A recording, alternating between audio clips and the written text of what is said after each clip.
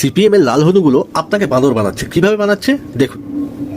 60-এরও বেশি লক্ষ টাকা তারা তাদের ইনকামে দেখিয়েছেন, অথচ 3টি গাড়ি কেনা হয়েছে 71 লক্ষ টাকা দিয়ে।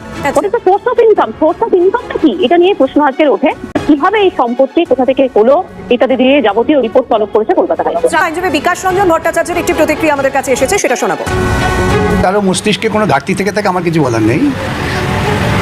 এবার থেকে বিজেপি বলবে যদি হার্ট অ্যাটাক হয় ওদের নেতার, সে ডাক্তারকে গিয়ে জিজ্ঞেস করবে আপনি সিপিএম করেন না বিজেপি করেন, ওরা তোমার ডাক্তারই খুঁজে পাবে না।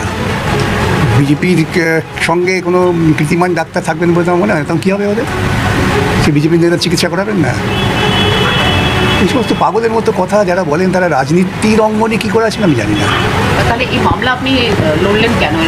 মামলা লড়বো না, আমি তো বললাম আমাকে আইনজীবী যদি কেউ আমার কাছে বিচার প্রার্থী হয় আসে, আমি তাকে বলবো না মশাই আপনি সিপিএম করেন কেন, আসবো না।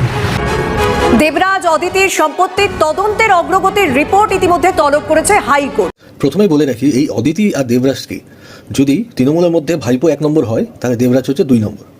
তো 2-এর দেবরাজের স্ত্রী হচ্ছে অদিতি মুন্সি, যে সে হচ্ছে বিধায়ক, রাজারহাট গোপালপুরের বিধায়ক, মানে যিনি বিদায়ী বিধায়ক।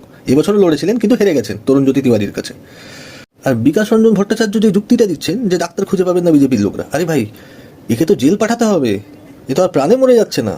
আপনি অপরাধীকে একটা পেশেন্টের সঙ্গে তুলনা করছেন। মানে আপনারা ভাবেন কি যে পুরো পৃথিবীটা বোকা, পুরো ভারতবর্ষের মানুষ বোকা, পশ্চিমবঙ্গের মানুষ বোকা, একমাত্র আপনারাই চালাক?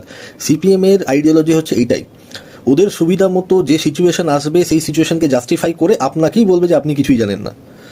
বিকাশবাবু, মানুষকে বোকা বানানো বন্ধ করুন।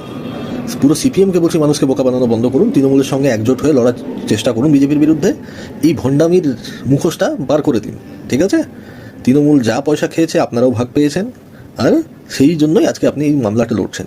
একটা মানুষের প্রাণ বাঁচানো আর একটা দোষীকে ডিফেন্ড করা, দুটোর মধ্যে জমিন আসমানের ফারাক আছে।